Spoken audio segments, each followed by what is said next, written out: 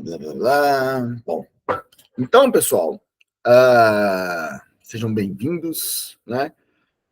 À segunda parte da disciplina de aprendizado de máquina, disciplina que eu estou dividindo com o professor Nova aqui no PPG-MCS.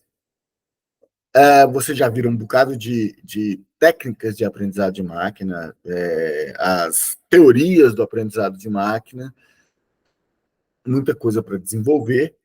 E hoje eu vou começar a minha parte dando um overview diferente, que eu vou começar com uma técnica que ela é extremamente clássica e, geralmente, quando a gente fala que uma técnica é muito clássica, a gente já tira ela do patamar das coisas, das técnicas que são do estado da arte. Porém, o estado da arte ele está repleto de técnicas que são inspiradas nesse algoritmo clássico, né? Então ele é um clássico, mas ele é um clássico pop, vamos colocar assim, vamos nomear dessa forma, né? Ele é um clássico atemporal, digamos assim, que é o K-Vizinhos Mais Próximos. Mas o K-Vizinho Mais Próximos, ele é só a técnica, só um método. O nome, né, da grande área no qual o K-Vizinhos Mais Próximos ele se encontra é o aprendizado baseado em instâncias. Então, o que é esse tal de aprendizado baseado em instâncias? Bom, para começar, a gente tem que caracterizar aqui o que é o aprendizado de máquina, né? O aprendizado baseado em modelos, aquilo que vocês já viram anteriormente. Então, eu tenho uma função f que recebe uma entrada x, geralmente são os atributos independentes, né, de dado. Ele tem um conjunto de parâmetros, que eu estou chamando ele de θ, e ele gera uma saída, né, que é o atributo de independente. É o atributo dependente, desculpa. Essa função f ela é chamada função diferência. Ela transforma a entrada x numa entrada y com auxílio desse conjunto de parâmetros. O que acontece? Esse conjunto de parâmetros, geralmente, ele é treinado, né? Esse conjunto de parâmetros aí é o que geralmente a gente chama de modelo. Então, o que é um modelo? Ele vai depender, né? Cada técnica do aprendizado de máquina tem um modelo diferente. Então, árvores de decisão, que é o que a gente vai ver na nossa próxima aula. Ele tem um modelo diferente do modelo de redes neurais, que tem um modelo diferente do Naive Bayes, que tem um modelo diferente, etc. e tal, de outros modelos. Então, o conjunto dos parâmetros ele é uma representação do conhecimento que ele aprendeu com os dados de treinamento. De alguma forma, o método de aprendizado de redes neurais, de qualquer técnica de aprendizado em máquina, ele destila o conhecimento que está nos dados de treinamento e representa aquele conhecimento nos parâmetros do modelo, ou o que a gente pode chamar de modelo propriamente dito. Então, isso aí é o aprendizado de máquina baseado em modelos. Ou seja, a gente vai utilizar os dados de treinamento para criar os parâmetros, e esses parâmetros serão auxiliares da função de diferença para transformar uma entrada qualquer em uma saída desejada. Isso aí é o aprendizado de máquina clássico, o aprendizado de máquina que é baseado em modelos. Hoje, no entanto, nós estamos aqui para falar do aprendizado baseado em instâncias, que é um paradigma puramente orientado a dados. Significa que eu não tenho um modelo que é aprendido a partir dos dados. Ele não tem um método de aprendizado que destila os dados num conjunto de parâmetros, certo? Ele o modelo, ele é o próprio conjunto dos dados. Por que essa tela aqui não está atualizando? Está atualizando, mais devagar. Certo? Então, no caso do aprendizado baseado em instâncias, os meus dados, eles são o meu modelo de conhecimento propriamente dito, certo? Então, o que a função de inferência ela faz? Toda vez que eu faço uma consulta, ela faz uma busca no meu conjunto de dados e seleciona as instâncias que são mais relevantes para realizar uma determinada tarefa. Aqui,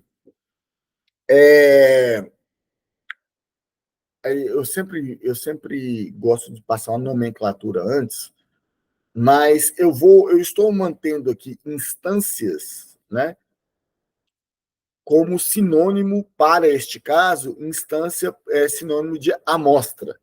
Eu mantive o nome que é utilizado na literatura, que é Instance-Based Learning, certo?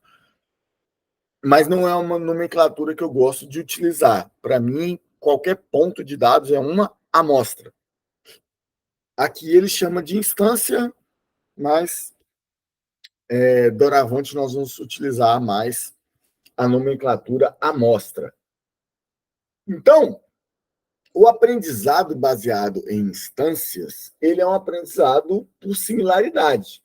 O pressuposto básico do aprendizado baseado em instâncias é entidades que são parecidas em alguns aspectos, elas tendem a serem parecidas em todos, ou pelo menos na maioria dos aspectos. Isto é o pressuposto que guia todo o aprendizado baseado em instâncias.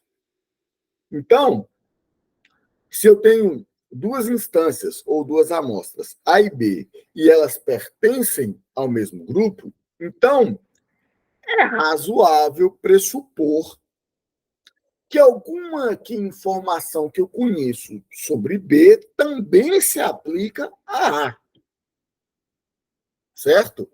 Então, o pressuposto básico é esse.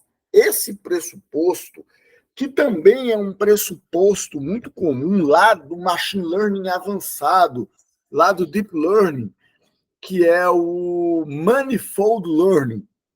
Né? O manifold learning, que é uma sub-área do representation learning, que ele parte exatamente desse pressuposto, que coisas que são pontos que estão os vizinhos, né, de um ponto, que é aqueles outros pontos que estão na imediação de um ponto qualquer, eles tendem a serem similares em todos os aspectos. E à medida que esses pontos vão se espaçando, né, vão ficando distantes no espaço, significa que eles tendem a ser mais dissimilares, né, que eles vão ter propriedades distintas entre si.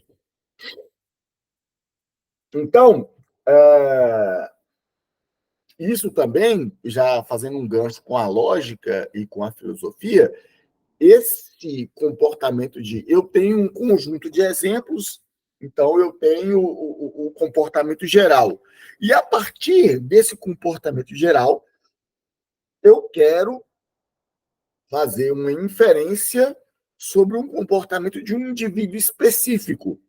Então, isso é o processo de, partindo do geral para o específico, é o processo de dedução, né? Ou quando eu tenho uma população e eu tiro um indivíduo dessa população, assim, como que eu vou caracterizar esse indivíduo a partir da população a que ele pertence? Então, esse é o processo de dedução, certo? Então, vou dizer, então, que eu tenho um indivíduo A que tem um conjunto X de características, que os valores são conhecidos, e eu quero investigar uma característica Y, cujo valor é desconhecido. Então, daqui para frente, gente, o meu X é sempre a parte da informação que eu conheço, que, via de regra, são os atributos descritivos. E o Y é a parte da informação que eu desconheço, né? Que, via de regra, é o atributo dependente, né? Então, eu quero inferir essa característica desconhecida Y desse indivíduo A, baseado em que eu vou utilizar um conjunto de vários outros indivíduos similares, certo? Olhando pelos valores do conjunto das características conhecidas. Então, o X, eu vou olhar quais são os indivíduos que têm esse conjunto de características X parecidas com esse indivíduo A. Eu vou selecionar esses caras. Então, quando eu seleciono essas instâncias, eu vou ver para esses indivíduos aqui, qual que é a característica Y deles. E a partir dessa característica Y, eu vou inferir, sei lá, utilizando a característica que for mais frequente ou a média dos valores, vou estabelecer uma política para isso daqui a pouco.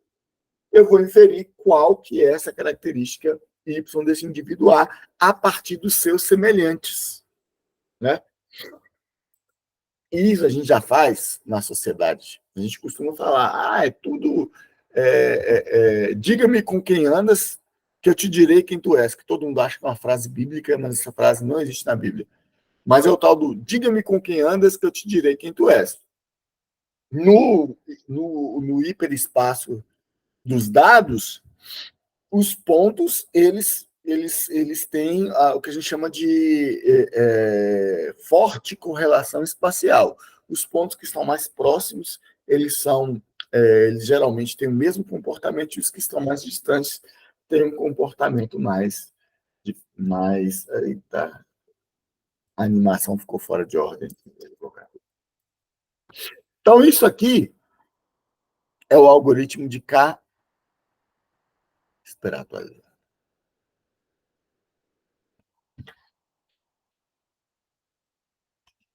Deixar um bocado de coisas aqui também para poder.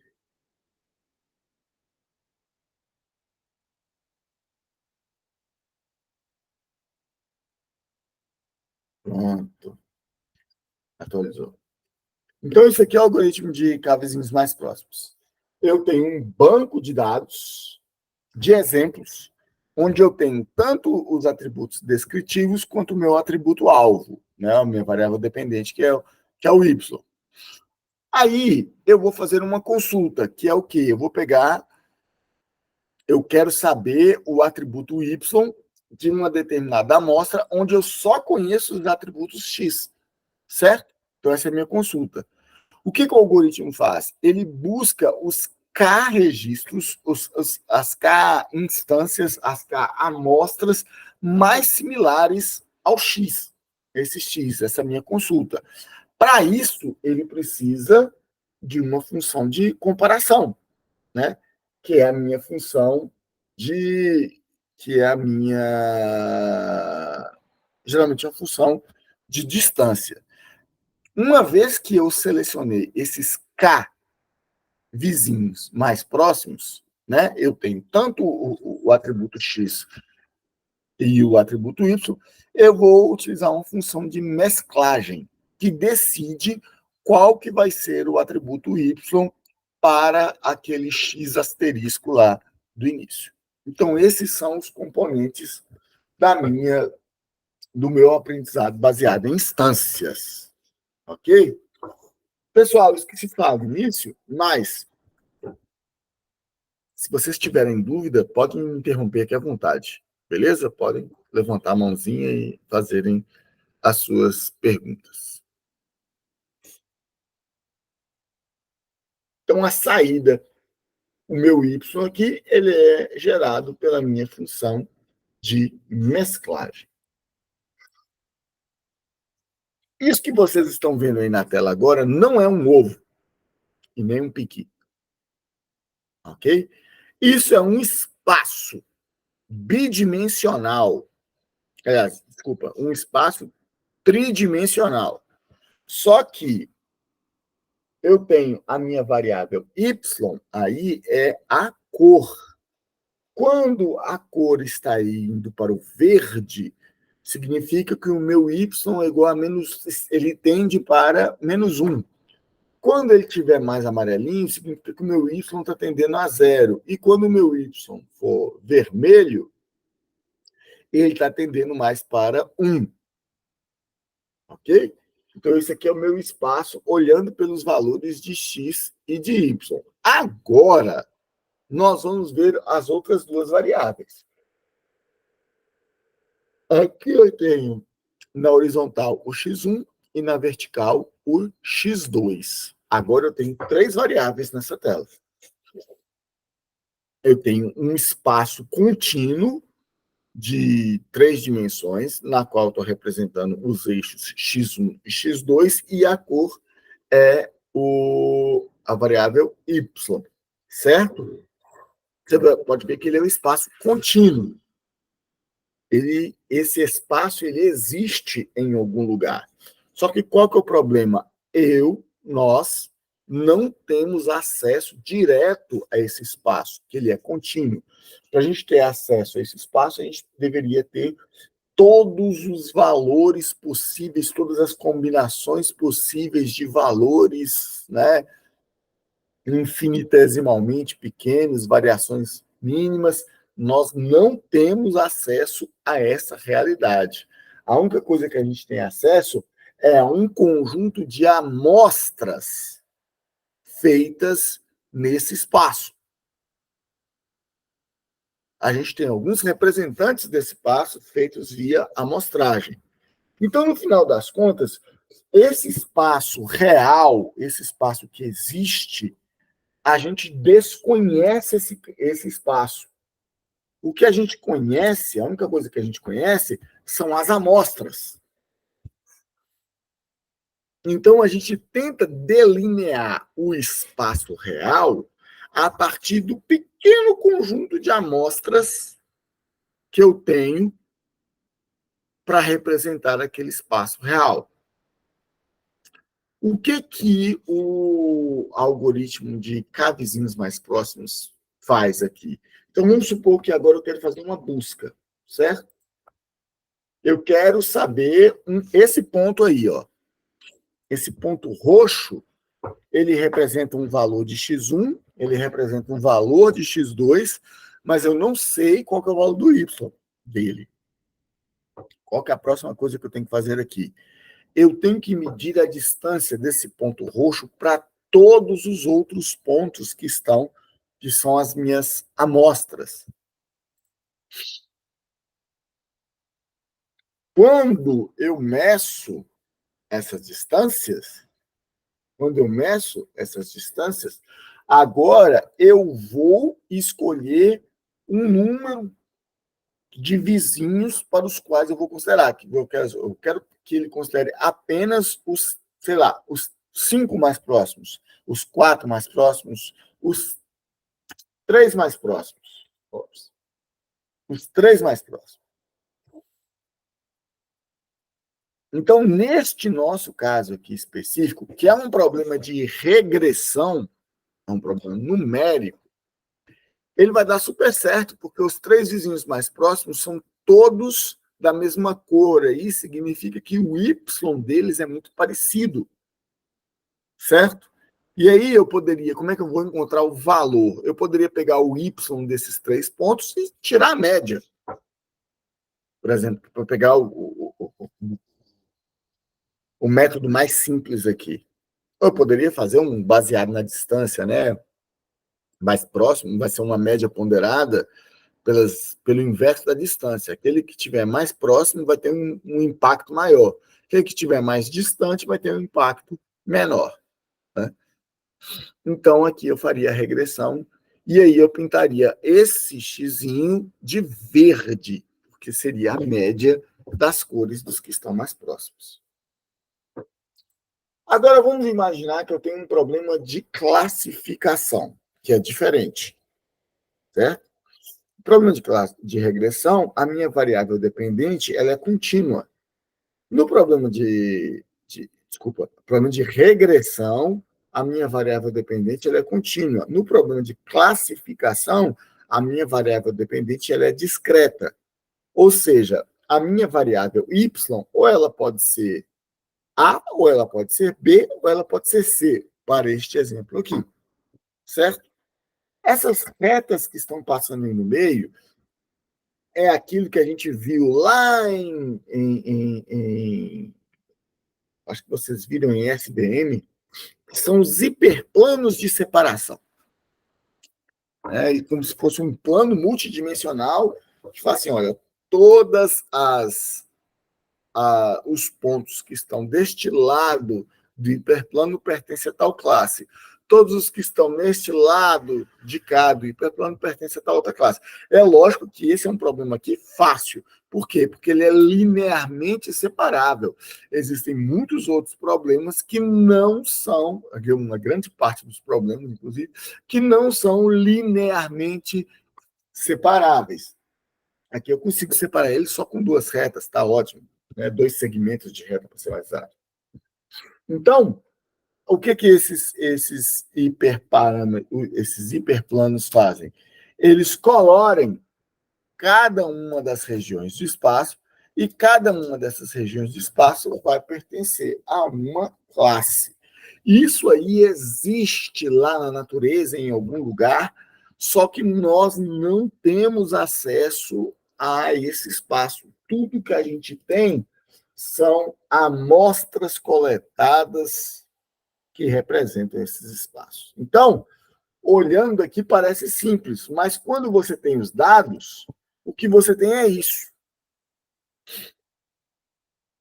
E aí, se você for desenhar, você pode desenhar muitas coisas diferentes, né, da realidade daquilo que nós vimos antes, que geralmente a gente começa com a amostra para depois ir para o desenho do hiperespaço. Aqui nós estamos fazendo o contrário, para dizer como as amostras elas podem nos dar uma visão enviesada daquilo que é o hiperespaço. Né? Então, atuando da mesma forma, eu vou criar um ponto aqui e eu quero saber o seguinte: a qual classe pertence esse ponto?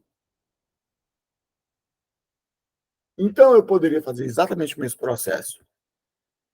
Medir a distância deste ponto para todas as outras amostras, certo? E escolher, por exemplo, os 3 vizinhos mais próximos, desculpa, um vizinho mais próximo, por exemplo, esse cara aqui, certo?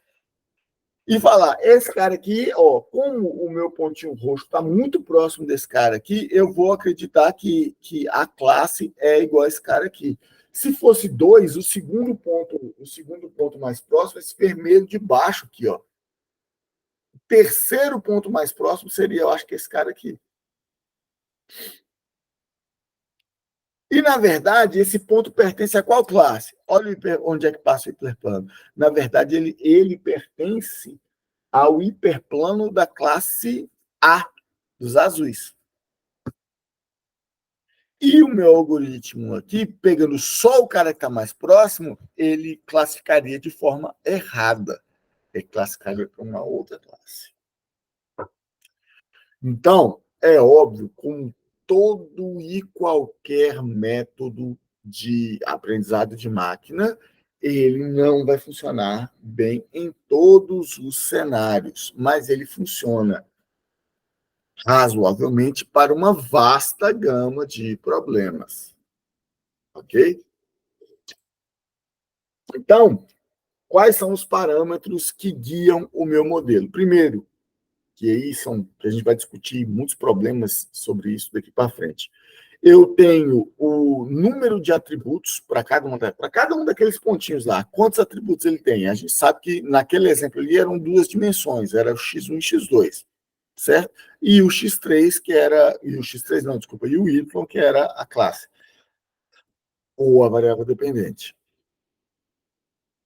O meu M é a quantidade de amostras que eu tenho, a quantidade de pontos de dados que eu tenho para poder rodar o meu algoritmo. O K, aí eu escolho quantos vizinhos eu vou levar em consideração na hora de fazer a inferência do valor desconhecido. E aí eu preciso de mais 2 funções. A função de distância, que calcula a distância de cada amostra para todas as outras amostras antes de vocês serem apressados e responderem na sua cabeça. Distância euclidiana. Distância euclidiana, ela só funciona para pequenos valores de n, certo? E para quando todos os dados são numéricos. E não basta, ainda não acabou. Ela também precisa que todas as dimensões estejam na mesma unidade dos dados. Porque se eu tenho um x1 lá que varia entre 0 e 1, e eu tenho uma outra lá que varia entre 0 e 50 milhões, no final, a distância mensurada ela vai ser perturbada pela dimensão que tem a maior módulo. Pensem nisso. Então, existem inúmeras funções de distância exatamente para se pensar nesse tipo de anomalia, ok? A função de mesclagem é a função que decide como que eu vou pegar o atributo alvo, o atributo dependente, o y, de cada um dos meus k vizinhos e transformar em uma saída. Então, isso aqui é o conjunto dos parâmetros que eu tenho que ter em mente para poder trabalhar. Então, primeiro, nós vamos falar sobre as funções de distância e de similaridade. São inúmeras, né? Sempre quando a gente está trabalhando com dados, você tem que pensar que os seus dados, aí a gente está falando sobre álgebra linear, né? Os seus dados, eles são uma matriz, né? Uma matriz de dados. Essa matriz, cada linha representa um vetor de um espaço vetorial, certo? Então, é muito importante a gente ter em mente que no espaço vetorial métrico, cada vetor, cada ponto daquele espaço, né, eu tenho uma função que mede a proximidade desses pontos, certo? Então, eu quero usar uma função de distância que mede o quanto esses pontos estão próximos dentro desse espaço. E é por isso que ele se chama espaço vetorial métrico, exatamente porque ele tem essa função, que é a função de distância, que qualifica o quanto que dois pontos estão próximos ou não dentro desse espaço multidimensional. Ok? Então, a métrica de distância ela é sempre uma função que recebe duas amostras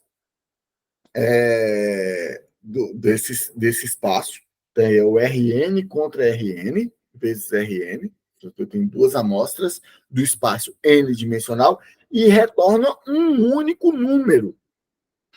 Veja bem, esse número ele é um número real positivo, ele é sempre de 0 até infinito.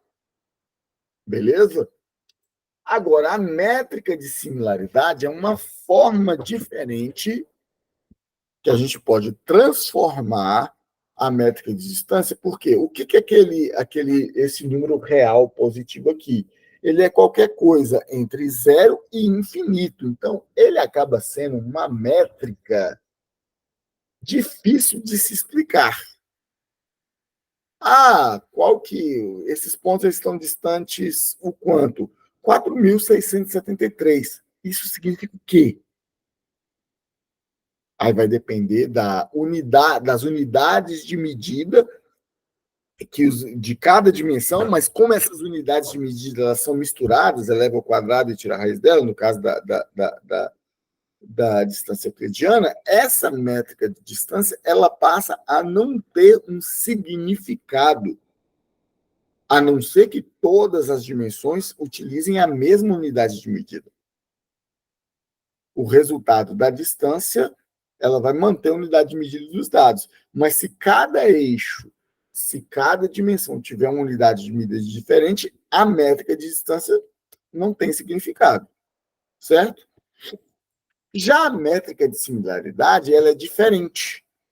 Por quê? A métrica de similaridade, ela tem a mesma entrada da função de distância. Ela recebe duas amostras Rn. lá do espaço original. Só que ela retorna um número entre 0 e 1. 0 se esses dois vetores não tiverem absolutamente nada em comum. Significa que, na métrica de distância, eles estão muito distantes um do outro, tendendo para o infinito. E 1, lá na métrica de similaridade, é quando os dois vetores eles são rigorosamente iguais. Quando os dois vetores são rigorosamente iguais, significa que eles são 100% parecidos, significa que lá na métrica de distância, a distância deles é igual a 0. Certo? Então, a métrica de distância e a métrica de similaridade, elas falam a mesma coisa de uma forma diferente. Só que a métrica de distância ela não é interpretável. Métricas de distância, funções de distância, elas foram feitas para as máquinas trabalhar. Métricas de similaridade para nós, seres humanos, podermos interpretar. Certo? Então, voltando aqui à função de distância, quando dados um x e um y, a função de distância igual a 0, significa que x e y são iguais. Se e somente se x e y forem iguais. Se, e tem outra coisa, nas funções de distância, ela é simétrica, significa que a distância de x para y e de y para x é exatamente igual. Por fim, nós temos a desigualdade triangular, que aí eu estou considerando 3 pontos, x, y e z. Então, a distância de x para y somada com a distância de y para z tem que ser maior ou igual à distância de x para z. Essa é uma propriedade clássica, né, lá da álgebra linear, que é a desigualdade triangular, sempre quando eu considero 3 pontos. Então, toda função de distância, que é uma métrica de distância propriamente dita, ela tem que cumprir esses 3 requisitos. Então, gente, existem mas muitas mesmo métricas de distância para todos os gostos, para todos os tipos de dados possíveis que vocês puderem imaginar, né?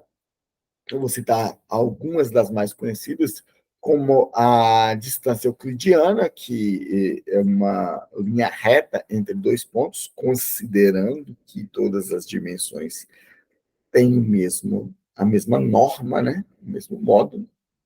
Tem a distância de cosseno, que também é uma métrica de similaridade. A distância de Hamming é para dados categóricos. A distância de Manhattan ela é para quando você não consegue simplesmente cortar o caminho igual à distância euclidiana, né? Eles também chamam a distância de Manhattan de distância de quarteirão ou distância de táxi. Então, quando você média distância de táxi, você não pode analisar simplesmente o menor caminho, não é uma linha reta que sai cortando os quarteirões pelo meio. Não, você tem que ir na esquina e dobrar. Então, essa é a distância de Manhattan. Nós temos a distância de Minkowski, a distância de Minkowski, ela generaliza essas outras distâncias que eu falei anteriormente, ok? Para um parâmetro P. Esse parâmetro P ele vai te dizer, por exemplo, se P for igual a 2, é a mesma coisa da distância euclidiana. Se P for igual a 1, é Manhattan. Se P for infinito, é Chebyshev. Chebyshev ele pega o máximo das diferenças. Né? Além disso, a gente tem distâncias de conjuntos, como, por exemplo, a distância de Jacquard, a gente de Shorenstein-Dice e Haversin também, que é uma variação da distância, é uma distância angular, só que para espaços curvos, né? A distância de cosseno é para espaços retos. Então, senhores e senhoritas, cada distância dessa, ela tem a sua forma bem posta, né? É importante dizer que a distância euclidiana, Manhattan, Minkowski e Chebyshev, elas são uma variação da outra. Dado que a norma LP, que é a distância de Minkowski, ela generaliza todos os demais, certo?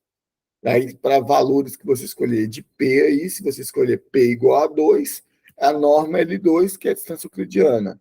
A P igual a 1 vai ser a distância de Manhattan. P igual a infinito, Chebyshev. E por aí vai. Tem até outras normas que a gente costuma utilizar aqui. Então, quais os prós e os contras de cada uma dessas crianças aí? Geralmente, quando a gente vai utilizar o KNN, a gente tem a tendência a escolher a distância euclidiana. Por quê? Porque é a métrica de distância que todo mundo conhece. Porém, isso é um erro. Isso é um erro principalmente. Não é que é um erro. Erro é uma palavra muito forte. É um descuido. Quando as pessoas utilizam a norma L2, a norma euclidiana, elas geralmente ignoram dois pressupostos dessa norma. Primeiro pressuposto: todas as variáveis, todas as dimensões do espaço euclidiano precisam estar na mesma unidade. Se eles não estão na mesma unidade, então você precisa processar os dados primeiro e colocar todos os dados, todas as dimensões, né, todas as variáveis na mesma unidade, para daí você utilizar a distância euclidiana. E não acabou. Não acabou por quê? Porque a distância euclidiana acima de 20 dimensões, ela meio que perde o significado. Eu acho que pouca gente sabia disso. Quando você utiliza a distância euclidiana para... Tá, você tem um registro lá que tem 60 campos, 60 variáveis. A distância de um registro para o outro, a distância euclidiana de um registro para o outro, ela perde o significado quando o número de dimensões começa a ficar muito grande. Ok? Então, ela tem esses dois problemas. Ela geralmente é uma métrica que é muito utilizada até para altas dimensões, acima de 20, desde que os vetores estejam normalizados, né? Estejam todos com a mesma unidade, e de preferência tem valores bem pequenos, entre 0 e 1, que aí ela fica mais interessante. Ok? A distância de Manhattan, como eu disse, ela é a soma das diferenças absolutas, ok? E aí ela não pode ser utilizada para dados que sejam contínuos, ela só pode ser utilizada para dados discretos, ou seja, para números inteiros, né, a distância de Manhattan. Aí vem uma outra coisa muito interessante para falar sobre a distância euclidiana. A distância euclidiana não é a melhor distância quando você tem dados inteiros, só para quando você tem dados que são números reais. Né? Então, é preciso ter muito cuidado na escolha da função de distância quando for utilizar o cabezinhos mais próximo. Na dúvida, experimente várias distâncias e ver qual delas performa melhor. Nós temos aqui aí a distância que eu geralmente aconselho para quando você tem uma massa de dados muito grande, e quando os dados estão quando cada variável tem uma escala diferente dos demais, né? Tem uma de preferência bastante desbalanceado, né? O range de valores, a distância de Mahalanobis é a distância mais indicada. Só que ela também tem um pressuposto. O pressuposto da distância de Mahalanobis, que eu não coloquei aqui, depois eu vou alterar e vou colocar, é que ela pressupõe que os dados são normalmente distribuídos. Nem sempre esse pressuposto se aplica. Mas a distância de Mahalanobis ela é muito parecida com a distância de com a distância euclidiana, com uma diferença que é fundamental. Eu utilizo esse C aqui no meio, é a matriz de covariância.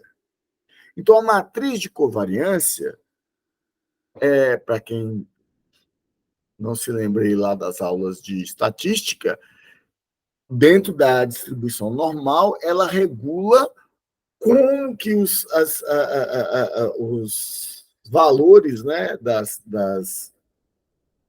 diferentes variáveis, dos diferentes atributos, como que um impacta no outro, se é diretamente, né, sempre linear, se é diretamente, se eles são independentes, ou se eles são inversamente proporcionais. Se eles são diretamente proporcionais, se eles são independentes, ou se eles são inversamente proporcionais. Então, ele vai ser sempre um valor, né, para cada... Ela é uma matriz, né, que vai ter essa proporção, né, de variação para cada par de variáveis, certo?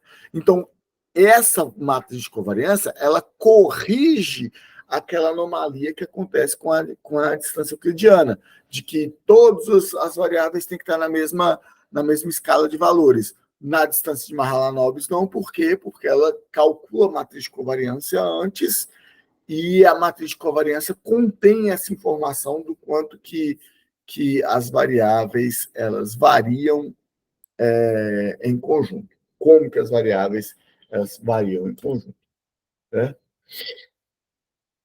Aí tem diversos tipos de distância, que aí essas distâncias aqui são específicas para dados geográficos.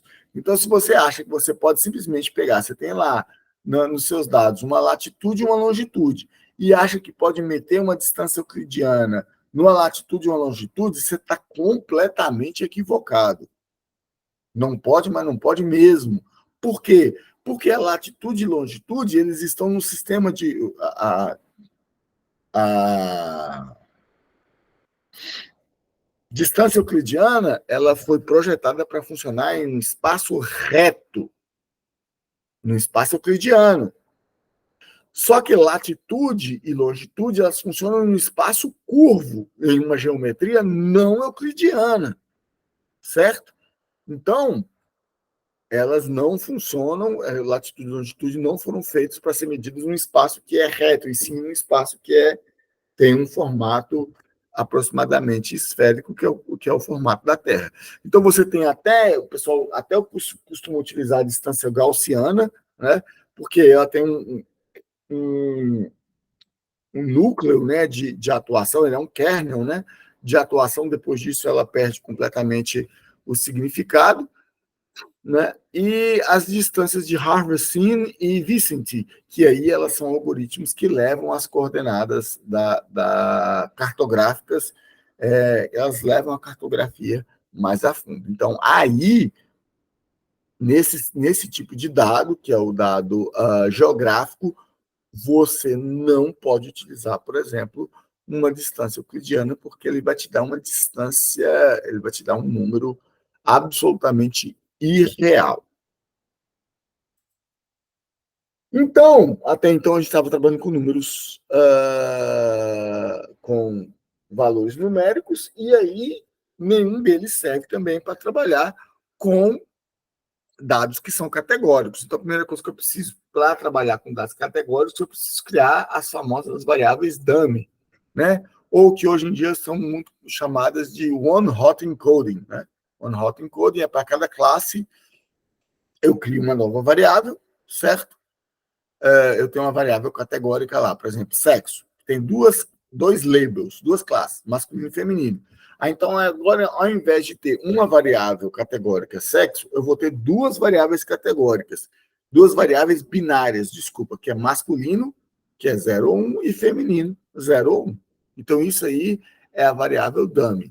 E para comparar dados de variáveis categóricas, a gente tem a distância de Jacquard, ok? A distância de Jacquard, então, ela é própria para medir a distância de dois vetores de dados que contenham apenas variáveis categóricas. Então, eu saí de 1 lá onde só tinha variáveis reais, e agora estou trabalhando com outra aqui que só tem variáveis categóricas. Não é a única coisa que a gente tem. A gente tem a distância de Hamming, que eu acabei de falar, mas a gente também tem a distância de Levenstein, que é um algoritmo um pouco mais complexo. O índice de Jaccard, que aí ele leva a teoria dos conjuntos, né? Ele faz uma divisão entre a intersecção de dois conjuntos dividido pela união de dois conjuntos, né?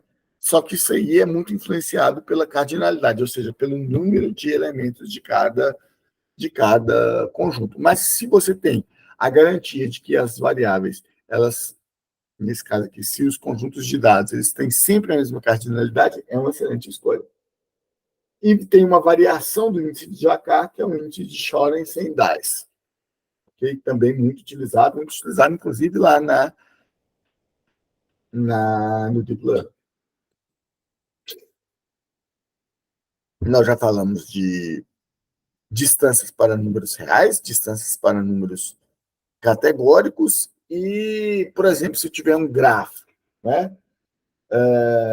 O grafo ele não é nem completamente assim, ele é um dado discreto, mas não é um dado simples, não é um dado euclidiano ali simples de descrever. Grafos, as funções de vizinhança deles são mais complexas. Então, a gente entende esse dado, que é o dado do gráfico, como um espaço topológico, né? Então, uma coisa muito interessante para a gente poder comparar, por exemplo, nesse nosso caso aqui, se eu quiser comparar a distância entre dois vértices dentro de um gráfico, eu tenho uma métrica simples, que é a distância geodésica. Agora, se o seu caso é comparar dois grafos inteiros, aí nós entramos numa outra seara de discussão que está fora do nosso escopo aqui, que é um problema em aberto na literatura, diga-se de passagem. Então, e para o mais comum, o caso mais comum é quando você mistura dados numéricos com dados categóricos, com dados geográficos, com essas coisas todas. E aí a gente tem distâncias de dados heterogêneos, como, por exemplo, essa REON, que é Heterogeneous Euclidean Overlap Method, né? Que é um algoritmo. Beleza? Aí, o que ele vai fazer? Se uma ou outra variável ela é nula, ele vai adicionar um. Beleza? Se os dados são categóricos, ele mede a distância de Hamming. Se os dados são numéricos, ele mede a distância euclidiana. E aí ele soma, né? Na verdade, ele vai somar, ele vai ver atributo por atributo. Se um deles for nulo, eu já somo um, porque já é diferente. Se os dados são categóricos, ele utiliza Hamming. Se os dados são numéricos, só aqueles dois, aquele par de atributos, ele vai utilizar Hamming. Desculpa, ele vai utilizar o euclidiano e aí vai somando essas pequenas distâncias e retorno somatório. Qual que é a interpretabilidade desse resultado? Nenhum. Mas ele consegue, né, trabalhar com os dois. Bom, tudo que nós falamos daqui para trás foram funções de distância. E qual que é a diferença da função de distância para a função de similaridade? Tem uma relação direta entre um e outro, obviamente, são duas versões da mesma coisa, e eu consigo converter uma função de distância em uma função de similaridade. Por exemplo, se eu tenho uma função de distância qualquer, arbitrária, eu posso pegar o valor da função de distância, somar com 1 e dividir por 1. Então, aqui tem uma matemática muito simples.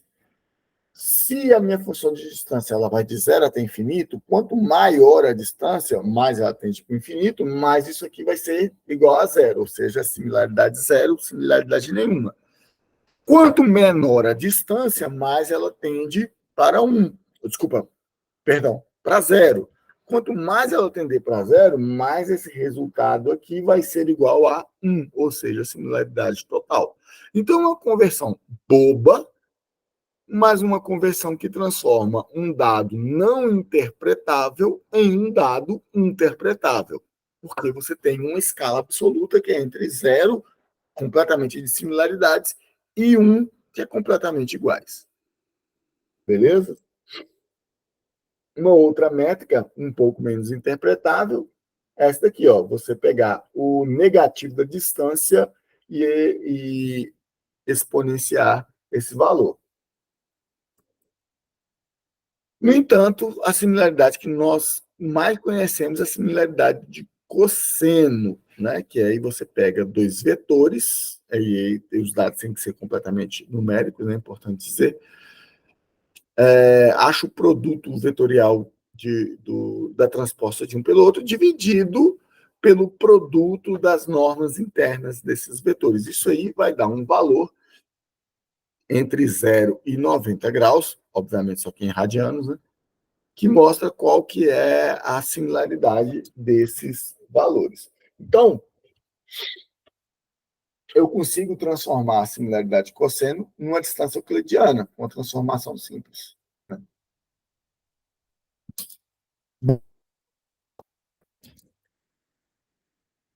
Distância e similaridade, eles são conceitos interligados, eu consigo trabalhar um com o outro, mas internamente, nos algoritmos de cavezinhos mais próximos, eu utilizo distâncias, ok? Se porventura você quiser comunicar esse resultado de forma que alguém vai ler esse resultado, interpretar esse resultado, aí eu aconselho converter a distância para uma similaridade. Bom, depois que, como eu disse lá atrás, né, eu tenho os métodos de distância para poder fazer a busca, e agora, depois que eu encontrei os cavezinhos mais próximos, eu preciso de uma forma de pegar a variável dependente, o y, e gerar um valor para os dados x conhecidos que chegaram. Isso é o meu método de mesclagem. Para a minha função de mesclagem, né, a função de distância ela guia o processo de busca, a função de mesclagem guia o processo de inferência do valor desconhecido que eu estou querendo saber. Então, é o que eu chamo de F-merge. Se for no caso da regressão, como nós vimos lá atrás, o que eu posso fazer? Eu posso simplesmente pegar o valor de y dos k vizinhos, somar todos e dividir pelo número de vizinhos. E aí ele vai me dar um valor médio, né, aproximadamente, né, da minha variável desconhecida y. Eu, particularmente, não gosto dessa versão, porque eu acho ela simplória demais. A versão mais interessante é a soma ponderada pelas distâncias inversas. O que é a distância inversa? Quanto mais próximo, aí a distância inversa é a similaridade, né? Quanto mais próximo, mais maior o valor, maior a contribuição que aquela amostra vai dar no resultado. Quanto mais distante, menor a contribuição que ela vai dar no resultado do Y. Então, é basicamente fazer isso aqui, né? Aqui eu estou fazendo pegando a distância de cada um deles, dividido pelo somatório das distâncias, dando de forma que eu vou pegar o valor do Y daquela amostra e multiplicar pelo inverso da distância. Então, quanto mais similares, mais próximo de 1, maior vai ser a contribuição. Quanto mais distante, mais próximo de 0, menor será a contribuição para a saída final. Mas isso é para problemas de regressão. E para problemas de classificação? Aí, geralmente, é votação simples. Então, por exemplo, se eu tenho P classes, né, eu vou pegar a classe mais frequente de todos os meus K vizinhos. Qual foi a classe que foi mais frequente? Então, eu tendo a achar que essa classe mais frequente é a classe real. Mas pode ser que isso seja enviesado porque uma classe é mais frequente do que a outra. E aí é bom ponderar isso aqui pela frequência de cada uma das classes, para tornar a comparação um pouco mais justa. Juntados esses dois pontos, a função de distância, as várias funções de distância, as várias funções de mesclagem, eu chego propriamente nesse breve algoritmo, que é o K vizinhos mais próximos.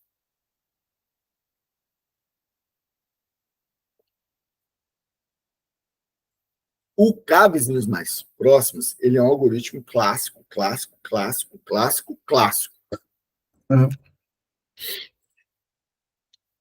Então, esse aqui é onde o algoritmo de K vizinhos mais próximos ele foi formalizado, né?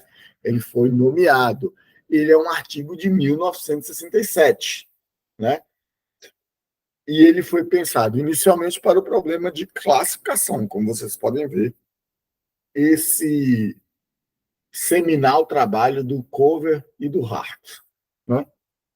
Do Thomas Cover e do Peter Hart, que foi publicado lá na IEEE Transactions on Information Theory, ok? Em 67.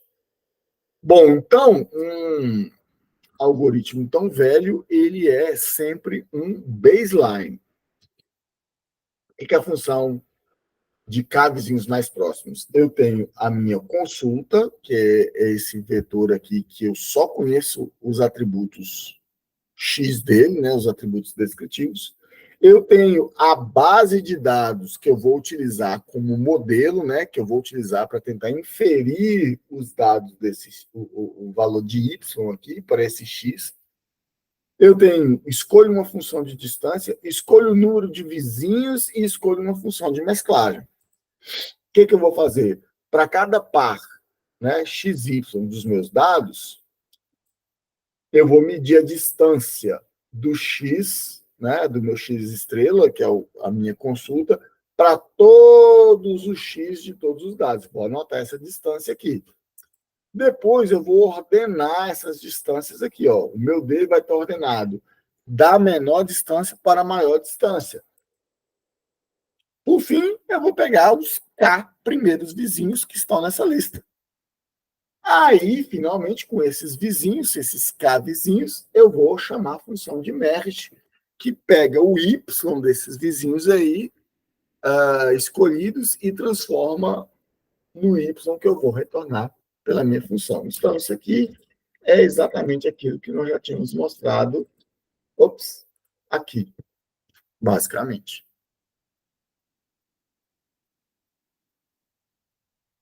É um algoritmo clássico? É, né? Ele é um baseline, ou seja, assim, é um algoritmo que e funciona bem para uma série de problemas. Para o dia a dia nosso, prático, ele funciona maravilhosamente bem na maior parte dos problemas, na prática, né? Para outros, ele não vai funcionar por alguns motivos que eu vou expor daqui a pouco. Então, vamos fazer uma prática. Vou mostrar esse código aqui bem rapidinho para vocês.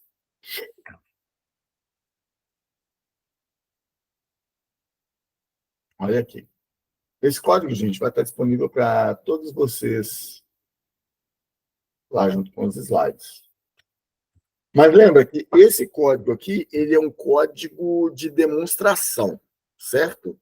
Ele não é um código feito para produção, ele é um código para fins didáticos. Se a gente for utilizar isso aqui em problemas grandes, em problemas de produção, aí a gente pode fazer inúmeras otimizações nesse código. Os dados que eu vou utilizar para fazer um experimento aqui são o clássico dataset IRIS, né, que tem 3 classes. Perdão, íris versicolo, íris setosa, íris vestínica, e ele tem 4 características, que é o comprimento, a largura sepal, o comprimento sepal, a largura petal e o comprimento petal. Então, eu estou baixando esses dados aqui do lugar mais clássico deles lá, que é o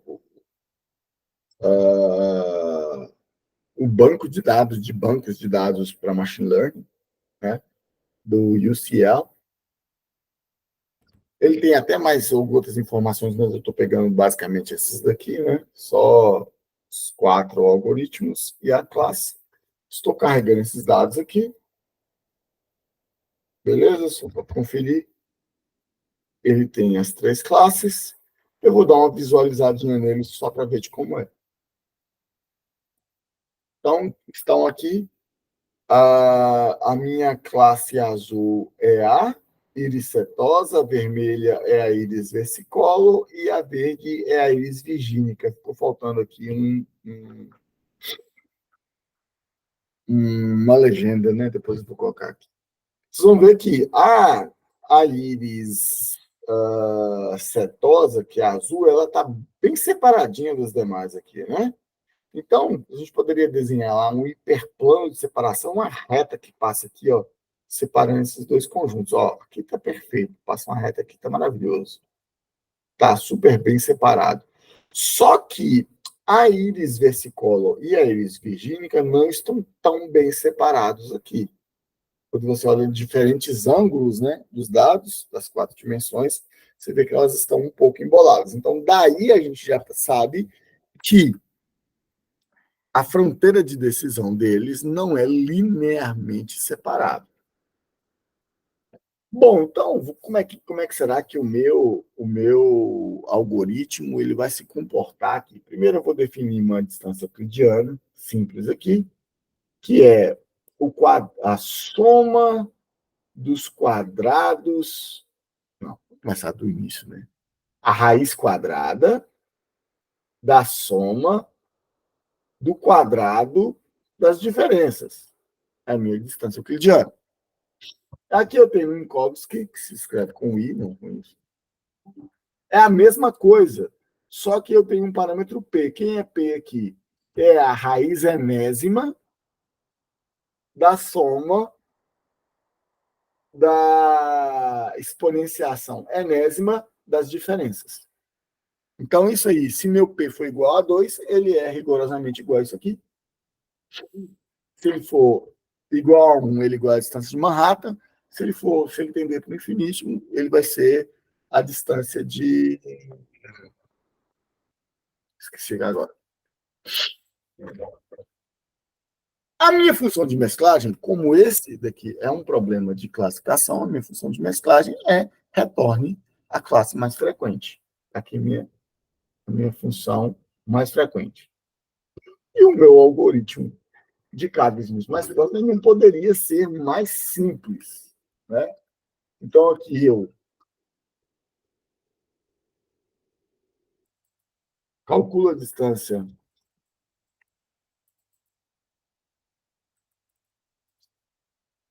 entre o alvo e todas as instâncias. Aqui está o meu conjunto de instâncias, são esse x e esse y aqui, beleza? Aí obviamente, ele vai comparar para o atributo descritivo, né? Que é o que ele sabe. Depois, ele vai pega os K primeiras amostras na lista ordenada das amostras, na lista ordenada de amostras pela distância. Eu vou pegar os mais próximos, né? Ordenada crescentemente. Daí, como é que ele vai fazer? Eu vou pegar as distâncias dos vizinhos, certo? E vou mandar para a minha função de merge, que está aqui embaixo. A minha função de merge faz o quê? Pega esses vizinhos, né? Pega o y de cada um dos vizinhos, vai mandar para a minha função de merge e ela vai escolher como que ela vai mesclar esses vizinhos aqui. Bem simples. Então, eu vou fazer um teste aqui, vou fazer um teste primeiro com a função euclidiana aqui, aleatório, só para ver se o código está funcionando. utilizando cinco vizinhos. Deixa eu ver quem é o Y10 aqui, para ver qual classe que é. O Y10 é uma íris setosa. Se eu colocar um único vizinho, ele vai me retornar o quê? Íris setosa. Então, isso aqui foi um caso clássico. Deixa eu mudar aqui para o, sei lá, 150. Não, 70 e, sei lá, 3. É uma íris versicolor. Vou colocar no 73 aqui. Ó, acertou. Então ele vai dar sempre. Cara, eu tô ruim. Fala um número aí para mim, aleatório. Entre 0 e 150. 30. 30. 30 e depois 134. 30. 30. Iricetosa.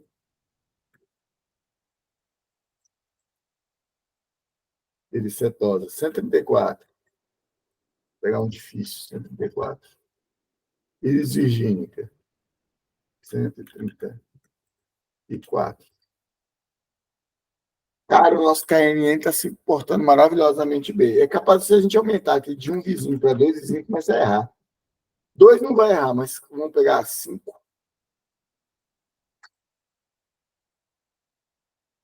A gente não deu sorte de pegar um difícil, assim, né? bem na beirada da separação aqui, que costuma errar, é nesse cenário. E se eu mudar a função de euclidiana para uma função de Minkowski, vamos lá, vou pegar a função de Minkowski, agora utilizando o P igual a 1, que é igual à distância de Manhattan. Acertou ainda. 2 nós já vimos, sei lá, 5. O petróleo X você está mantendo o X10 aí, viu? Ah, é verdade, verdade, verdade, verdade. Obrigado, 134. Mas não mudou muita coisa. Vou pegar aqui 134 com a distância de Minkowski.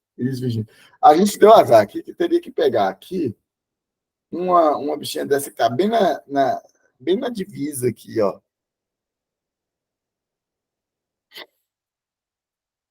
Mas isso vai acontecer quando a gente pega para fazer um teste mesmo, para gerar matriz de confusão. Aqui eu estou pegando os dados lá da scikit-learn. Estou chamando a matriz de confusão, que mostra a matriz de confusão, e um Dream Test Split para fazer uma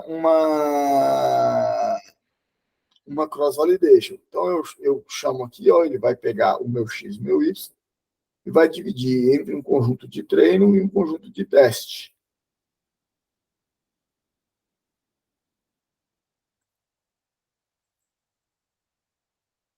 Agora eu vou rodar o K para o KNN para K igual a 2, utilizando a distância euclidiana, certo? Só para os dados de treino. Não quero só os dados de treino, quero dados de teste. Não, tá. Utilizando os dados de treino como base, mais o meu X aqui é o X de teste. Tá vendo aqui? Comparação bem honesta. Então, vamos embora lá. Agora eu vou postar a matriz de classificação aqui, a matriz de confusão, né? Comparando os valores reais de Y com os valores encontrados pelo KNN. Vou mandar normalizar para ele mostrar as porcentagens ao invés dos valores absolutos. E, pasmem, tirando para a classe Iris versicolor, a classe Iris versicolor é a verdinha aqui, se não me engano. Não, a classe é a vermelha, essa daqui, ó. É a que tem, ela erra aqui em vários pontos, porque ela está misturada demais com a outra, tá vendo? Utilizando, principalmente aqui, quando a gente olha pelo comprimento petal e largura, não, comprimento sepal e largura petal. Então, ela vai errar um pouquinho aqui. ela vai errar 6%, basicamente, a taxa de erro dela. Só que ela confunde a íris versicolor com a íris virgínica. Mas da íris virgínica também ele acerta 100%, da íris setosa ele acerta 100%. Pode ser um problema de amostragem? Pode. Podemos repetir aqui, ele vai gerar uma amostragem diferente. Vamos mudar o random state aqui para que vai estar sempre igual, né? 15. Aí, já vai dar um valor diferente. Errou mais. A depender da amostragem, ou seja, a depender de qual que é o conjunto de exemplos que a gente tem lá na nossa base de dados para fazer a consulta, ele vai acertar mais ou menos. Mas para este problema, que convenhamos, é um problema muito simples, e o KNN ele se comporta maravilhosamente bem. Voltando.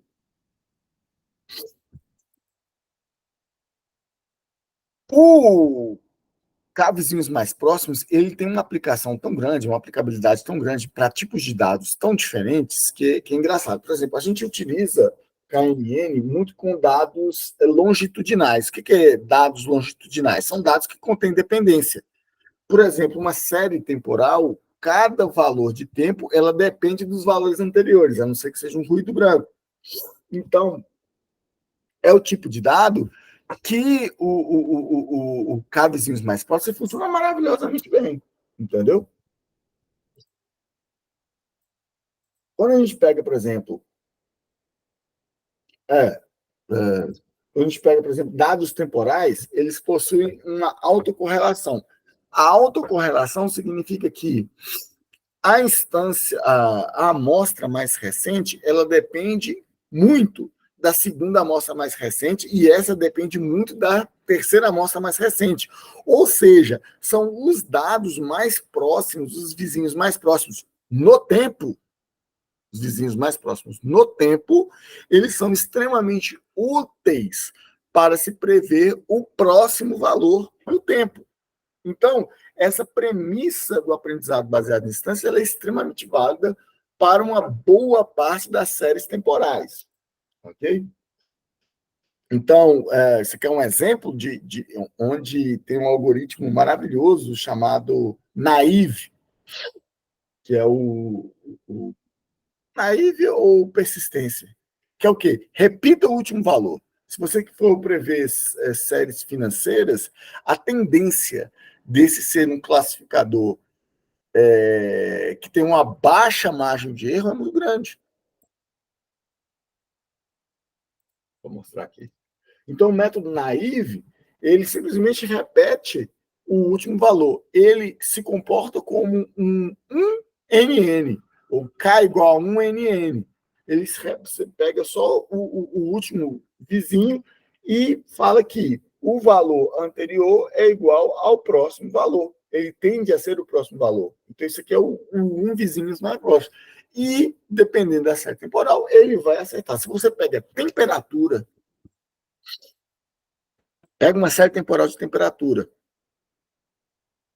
A temperatura de agora, ela está profundamente correlacionada à temperatura de 5 minutos atrás. E a de 5 minutos atrás, ela era muito correlacionada com a de 10 minutos atrás. Então, se você pega essa temperatura e fala que, olha, daqui a 5 minutos a temperatura vai ser igual a agora, a chance de você acertar ou errar por uma margem muito pequena é muito boa. Então, o Naive, ele é um excelente previsor de séries temporais. Ele faz a previsão de séries temporais muito legal. Se você pegar, e assim, dá para você fazer isso até ao invés de pegar só o último valor, você pode pegar, por exemplo, com uma granularidade de tempo maior. Qual que era a temperatura que estava fazendo às 10h34 da noite no dia 15 de maio do ano passado? Existe a possibilidade dessa temperatura ser, na média, correlacionada com a de hoje. Né? Efeitos do aquecimento global à parte. Mas a diferença não vai ser pequena porque ele é um efeito de longo prazo. Então, isso aí é uma aplicação do conceito. A mesma coisa médias móveis, que é muito utilizado pelo pessoal de bolsa de valores para fazer previsão ou para tomada de decisão de compra e venda de ações. Ou seja, ele pega os últimos K valores, ou seja, os K vizinhos mais próximos do tempo, e faz uma média desses valores. E essa é a previsão para o futuro. Durante a pandemia, a gente ouviu muito, a média móvel do número de mortes. Por quê? Que eles pegam para fazer um alisamento, né? É uma forma simples de você estimar qual que vai ser o próximo valor baseado nos valores mais recentes. O que é isso, gente? É uma variação do cabezinhos mais próximos. Só que nesse caso aqui, nós não estamos olhando a vizinhança comparando todos os atributos. Nós estamos olhando a vizinhança comparando um atributo, que é o tempo. Mas processos gaussianos, eles fazem a mesma coisa. O processo gaussiano é uma forma, um tipo de previsão extremamente sofisticado. Porém, no seu âmago, no seu interior, ele não é nada mais, nada menos do que um método baseado em instâncias. Você precisa ter um conjunto de exemplos lá, e com base nesse conjunto de exemplos, ele vai fazer a projeção, vai fazer uma extrapolação baseada nos valores que você tem. É um método baseado em instâncias. Tem todo sofisticado, você precisa de estipular uma função de kernel. Mas o que é uma função de kernel? Uma função de kernel é uma função de distância. Métodos baseados em kernel, métodos baseados em distâncias. O processo gaussiano, por ser um método baseado em kernel, ele é um método baseado em instâncias. E ele é um preditor extremamente eficiente no tempo, porque nós ainda temos os dados espaciais, que quando você vê aquelas previsões de chuvas, que o cara pega e estipula a temperatura média provável para todo o Brasil, e aquele é um espaço contínuo.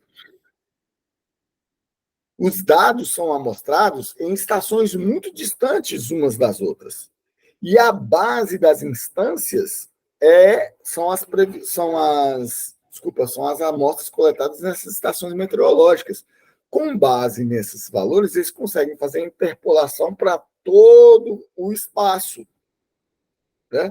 E aí o método de krigagem é uma adaptação do processo gaussiano para essa triangulação, digamos assim. Mas, no final das contas, isso é o quê? Isso é o método de vizinhos mais próximos. Porque para cada ponto que você não amostrou, você vai escolher quais são as estações meteorológicas mais próximas e vai fazer uma média ponderada pela distância, né, para o valor, por exemplo, de temperatura, de umidade, de outros valores, a partir da distância que ele está das estações mais próximas. Certo? Obviamente, como eu falei, como é um dado geográfico, a distância que ele vai medir aqui não é a distância euclidiana, mas uma distância geográfica apropriada para isso, né? Então, a krigagem, e isso aí o pessoal da geoestatística já deve ter ouvido falar muito, a krigagem é uma aplicação da ideia de vizinhos mais próximos. Você consegue inferir dados em locais onde não houve mensuração, a partir dos seus vizinhos, de pontos vizinhos onde houve mensuração. Obviamente, com uma margem de erro que é estipulada por cada método e por aí vai. Mas o que é isso no final das contas? Lá no âmago, lá no coração da técnica, o que é isso? Vizinhos mais próximos. Método baseado em instâncias. Só que aí, quando a gente vai extrapolar esse nosso universo confortável de dados tabulares aqui, a gente esbarra num negócio chamado a maldição da dimensionalidade. O que é isso? Qual que é a vantagem do vizinhos mais próximo? Primeira vantagem é a simplicidade, né? A gente implementou o vizinho mais próximo em 4 linhas de Python. É muito simples. Ele não tem otimização. Isso é bom e é ruim. Ele não tem otimização, mas toda vez que você vai fazer uma busca, ele tem custo da busca que é muito alto, né? Então, ele tem o custo da busca, alta dimensionalidade, né? E aí você pode resolver indexando os dados ou fazendo clusterização ou falando embed, vou falar sobre isso daqui a pouquinho. Você pode ter um conjunto de amostras que não é representativo, que tem viés de seleção, né, que é viés de amostragem, e isso aí vai perturbar todas as suas inferências, certo? E você tem problemas de confidencialidade de dados sensíveis. O que acontece? Eu quero fazer um cabezinhos mais próximos aqui para, sei lá, a partir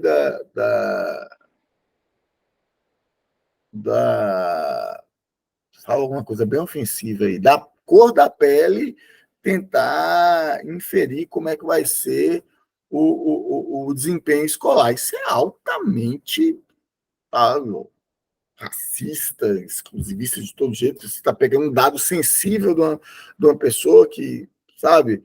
Então, você tem esse problema. Quando você, apesar de que os algoritmos baseados em modelos também eles também incorporam esses vieses, mas a gente não pode, hoje em dia, você, graças à LPD, você tem restrições de utilizar uma massa grande de dados, com todos os dados disponíveis, para poder fazer inferências.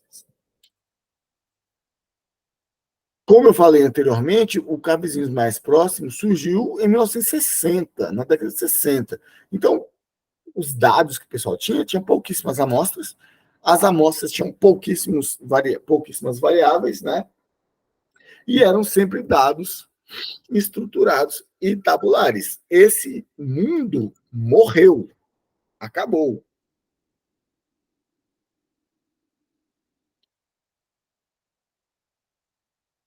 Hoje, qualquer dado nosso, ele tem centenas, milhares, dezenas de milhares, centenas de milhares de amostras, e cada amostra tem centenas ou mesmo milhares de atributos. E aí o que acontece? À medida que o número de amostras cresce, o número de instâncias, o número de exemplos que eu tenho, mais caro fica achar os vizinhos mais próximos. Lembrando que para cada entrada eu calculo a distância para todas as amostras da base. Então isso é caro computacionalmente para caramba, né? E aí, quanto maior o número de amostras, mais eu vou ter redundâncias. Então, às vezes eu tô calculando a distância para duas amostras que são praticamente iguais. Então, não preciso ter as duas lá. Eu preciso, só uma delas bastaria. E, às vezes, ao invés de duas, eu tenho 5 exemplos lá que são praticamente iguais. Não precisaria dos 5. Estou gastando processamento à toa. Como se não bastasse, tem o número de variáveis. Quanto maior o número de variáveis, né, as funções de distância e similaridade elas vão ficando menos eficazes, como eu falei lá atrás, né, a distância euclidiana, por exemplo, passou de 20 dimensões, o que aquilo ali significa? Entendeu? E elas vão ficando cada vez mais caras computacionalmente, né? Então, quais são as alternativas que a gente tem? Primeiro, indexar os dados, que aí vai reduzir o custo de busca. Selecionar as amostras para evitar a redundância de amostras, por exemplo, deixar só as amostras mais significativas e reduzir a dimensionalidade. Você tem você tem 400, 500 atributos para cada amostra. Pô, reduz aí para uns 15. Né? Como fazer isso? Bom, a primeira coisa, nós vamos atacar o número de amostras. A gente pode utilizar aprendizado não supervisionado. O que é aprendizado não supervisionado? A gente pode, por exemplo, utilizar o aprendizado não supervisionado. Vocês já viram o aprendizado não supervisionado? Clusterização. A gente passou rapidamente pelo caminhos, né? Não, caminhos. Beleza. Então, como é que você pode otimizar o cavezinhos mais próximos? Ao invés de você utilizar ele na base inteira, você roda um algoritmo de clusterização e fala assim, eu quero, sei lá, eu tenho 1000 instâncias, eu quero 20 clusters. Que ele vai pegar 20 pontos centrais ali, cada amostra daquela representa várias, né? todo mundo que vai estar ao redor dele ali é parecido com ele. Então, para que fazer inúmeras comparações com 5, 10, 20 comparações se eu posso comparar com aquele ponto central lá que representa mais ou menos todo mundo que está ali? Então, a clusterização é uma forma de otimizar os cabezinhos mais próximos, certo? Como é que eu faço isso? Eu vou gerar um conjunto de amostras muito menor do que os dados originais.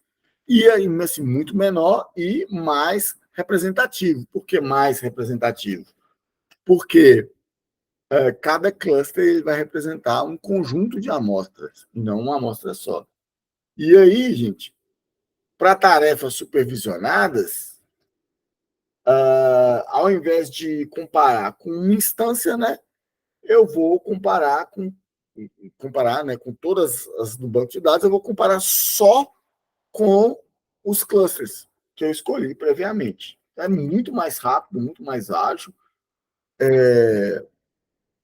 Você faz uma busca otimizada, você aumenta a margem de erro aí, mas você ganha em desempenho, ganha sim horrores em desempenho. Às vezes a margem de erro, quanto melhor seu algoritmo de clusterização, menor será essa margem de erro de aproximação que você faz aí por clusterização. Então você resolve um dos problemas. Qual que é o problema? A quantidade de dados que eu tenho, eu não preciso utilizar todos os dados. Faz uma clusterização desses dados e pega os clusters, que são os pontos centrais de cada nuvem de dados lá, eles vão representar aquele conjunto de dados. Então, ao invés de comparar todo mundo, eu comparo só com aqueles caras ali. Depois eu posso fazer em 2 níveis, por exemplo. Eu comparo primeiro, vejo qual que é o cluster que está mais próximo, e aí eu vou comparar um por um só com os caras que pertencem àquele cluster. É uma outra possibilidade. A segunda questão, essa aqui, a primeira questão, é para reduzir o número, reduzir verticalmente, né? Reduzir o número de amostras. Agora eu tenho um problema horizontal, que é o número de atributos. Então, para isso, eu preciso usar Representation Learning. O que é Representation Learning? Representation Learning é uma forma de eu pegar um conjunto de dados que tem muitos atributos e representar eles em um espaço menor, mais compacto, mas que contém as mesmas características do espaço maior, 700 atributos. Então, isso aí que a gente chama de embedding. Embedding é incorporar, ok? A incorporação é uma função que transforma o dado de alta dimensionalidade em um dado de baixa dimensionalidade, mas que contenha as mesmas características. Então, qual que é o primeiro requisito para uma função de embedding, para uma função de incorporação? É que eu tenho 2 instâncias do espaço de dados original. Quando eu codifico, quando eu faço o embedding dessas 2 aí, ó, tá vendo? I é igual a xi, J é igual a xj, passando pela função de embedding. Dadas, eu tenho os 2 dados originais e os 2 dados codificados. As distâncias no espaço original devem ser proporcional às distâncias no espaço codificado. Ele deve manter a proporcionalidade das distâncias. Isso significa o quê? Significa que o meu dado compactado em menos distâncias, dado duas amostras quaisquer, o espaço codificado ele vai manter as características de vizinhança, de similaridade, de distância do espaço original. Ele vai manter essas propriedades topológicas. Certo? Isso significa o quê? Que esses 2 espaços se comportam de forma muito similar. Então, só para lembrar algumas técnicas de aprendizado de máquina para trabalhar com isso. Primeiro, a mais clássica de todas, de uma técnica de 100 anos de idade, que é o PCA, que é a análise de componentes principais. Costuma funcionar maravilhosamente bem. Qual que é o problema dela? Ela é linear. Ok? Então, se você está trabalhando com dados que são muito não lineares, ela já não vai funcionar tão bem. Mas tem uma versão dela que é o kPCA, é o PCA com kernels. Aí ela é não linear. Eu tenho outra técnica que é da década de 80, chamada os mapas auto-organizáveis, né? Ou mapas de Corronen, que técnica super simples, mas muito efetiva. É utilizada até hoje. Né? Tem um artigo da Unicamp, recentemente, o pessoal da área de biologia, que fez agrupamento de células, de DNA de células, utilizando PCA. Um trabalho belíssimo. E a gente tem técnicas mais modernas, como, por exemplo, o TSNE, uma técnica bem recente, muito poderosa, e o MAP, que é o maior concorrente do TSNE. Então, todas essas técnicas aqui, elas têm a capacidade de projetar centenas ou milhares de atributos em alguns poucos atributos e mantendo todas as propriedades do espaço original. Então, só aqui você já consegue matar o problema da dimensionalidade das funções de distância. Porque as funções de distância que vão funcionar lá com 700 dimensões, elas vão funcionar mantendo um valor proporcional, só que com 10 dimensões. É computacionalmente muito mais eficiente. E aí, quando a gente fala que, a KNN é uma coisa do passado, ninguém mais mexe com KNN, certo? Errado.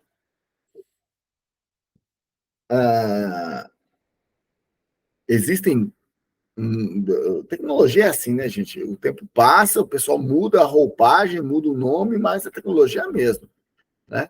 Existe uma área no Deep Learning hoje, que é o topo da cadeia evolutiva lá do aprendizado de máquina, que chama Deep Metric Learning. E eu estou trabalhando um pouquinho com isso agora também. Então, qual que é a ideia do Deep Metric Learning? Primeiro, ele pega o aprendizado de representação, como eu vou representar um dado extremamente complexo e altamente dimensional em um espaço bem mais compacto, bem mais simples, que fica mais fácil de trabalhar. Mas o Deep Metric Learning, além de fazer isso, ele faz o seguinte: eu quero representar a função de distância, a função de similaridade como redes neurais. Então, eu posso pegar qualquer tipo de dado complexo, vídeos, imagens em altíssima resolução, um texto, sei lá, a Constituição inteira e uma outra Constituição, e falar assim, o quanto que esses dois dados são parecidos ou são diferentes, em altíssima dimensionalidade. Então, esse é o objetivo do Deep Metric Learning. Então, a partir do momento que eu quero pegar um dado de altíssima complexidade e representar ele de uma forma simples, né? É porque eu quero comparar vários dados complexos, mas nesse espaço simples, para encontrar os que são mais parecidos entre si. E isso é o desgramado do KNN. Então, olha que legal esse negócio que eu chamo aqui das redes gêmeas.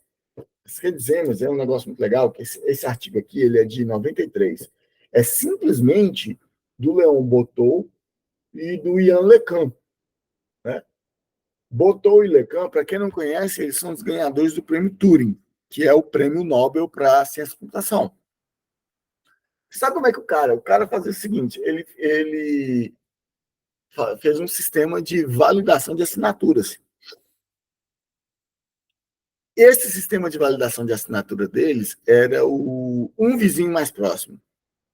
Mas na nomenclatura moderna, ela é um one-shot learning. Ele tem um banco de dados com as assinaturas que o cara faz. O cara chega lá no banco, ele faz assinaturas, né, várias assinaturas, que são 5 assinaturas. O cara vai lá, fotografava todos e deixava no banco de dados.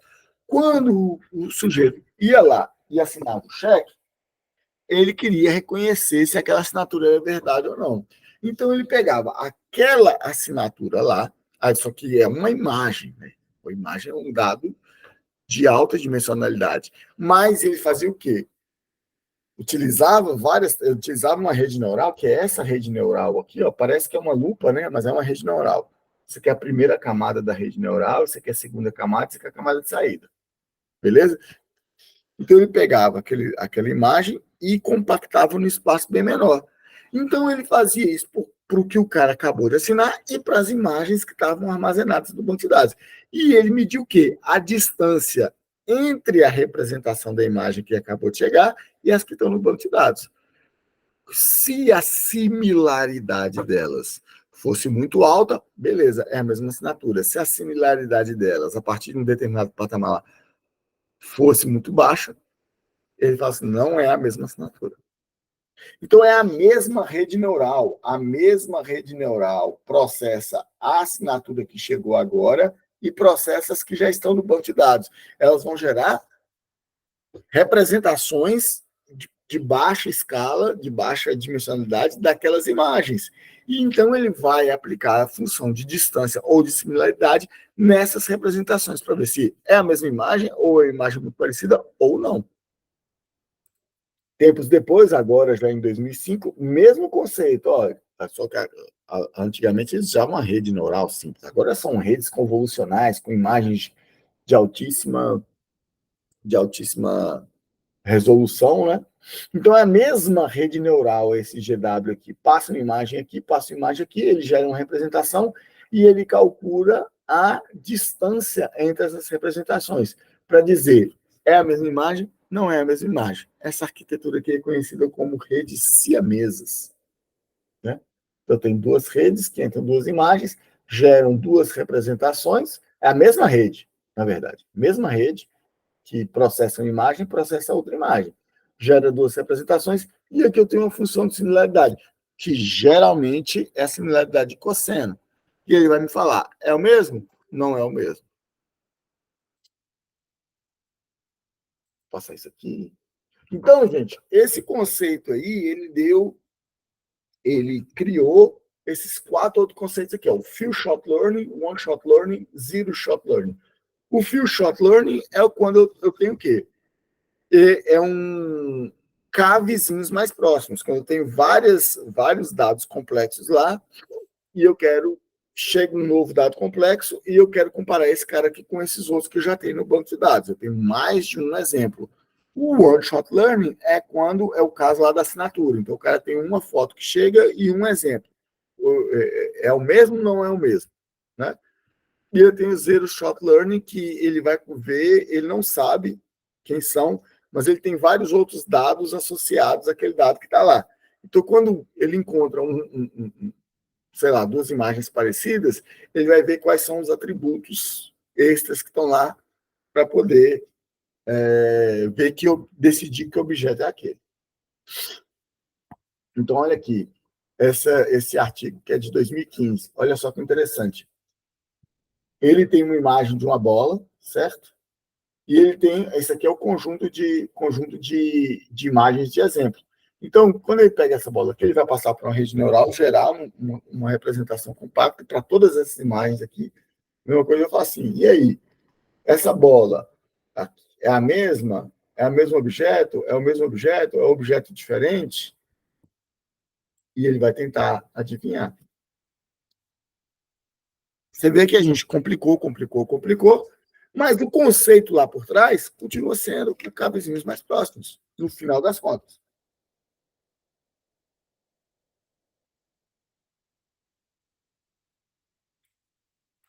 Para quem quiser se aventurar mais nesse conceito, são técnicas modernas, né, de detecção de objetos,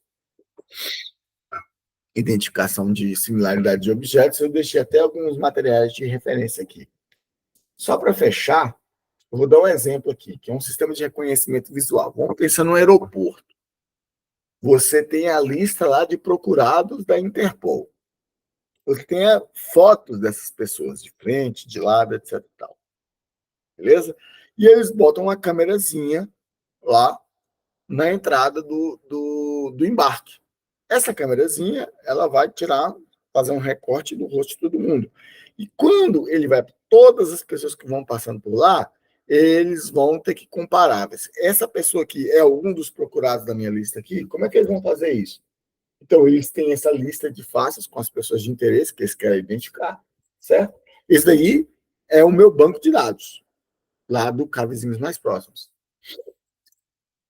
que é o conjunto de suporte, né, que é a nomenclatura que é utilizada aqui no Few Shot Learning. Então, o que ele vai fazer? Ele vai ter uma captura de vídeo, ele vai ter o detector de objetos, vai identificar uma face, que é o que o ROI, que ele chama aí, é o região de interesse, que é só o rosto. Aí ele descarta o resto da imagem e mantém só o rosto, que é a região de interesse. E aí, passa esse aqui. O que ele vai fazer? Ele vai passar essas regiões de interesse, que são as faces, e vai comparar com o meu conjunto suporte. Quem que é o meu conjunto suporte? A lista de todas as faces. Ele vai comparar pixel a pixel? Óbvio que não. Ele vai passar por uma rede neural que vai processar essas duas imagens, vai produzir uma representação em baixa dimensionalidade e vai comparar essas duas representações em baixa dimensionalidade. Quando duas imagens elas têm essas representações muito próximas da outra, fala assim, olha, a gente tem uma suspeita aqui. Eu suspeito que essa pessoa, essa face que passou aqui, ela é muito parecida com essa pessoa que está na minha lista de procurados aqui. Vamos abordar essa pessoa? Se eu não tiver nada a temer, tudo bem. Beleza? Só semelhança. Mas pode ser que seja o cara que a gente está procurando mesmo. Entendeu? E aí vem a saída do sistema, a identificação, não identificação.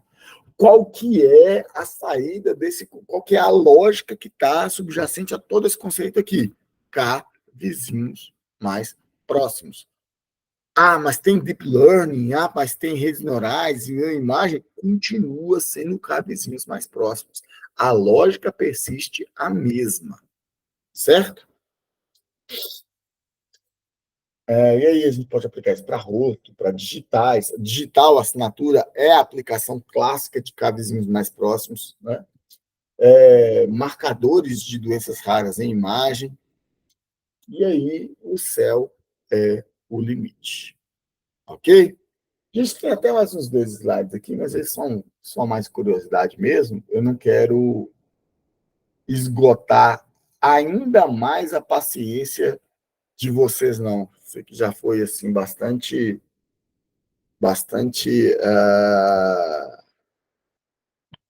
puxada a aula, né, cara? Porque uma aula bem extensa, mas o meu objetivo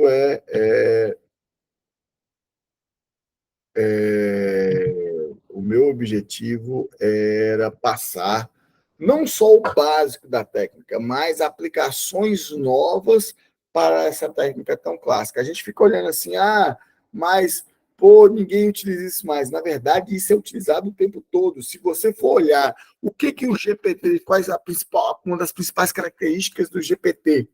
O GPT, ele é um few shot learner. Few shot learning, como nós vimos, é uma nova roupagem para a alta dimensionalidade daquela velha técnica que conhecemos, que é o cabezinhos mais próximos. Ok? Então, senhores e senhoras, por hoje é só. Espero que vocês tenham gostado.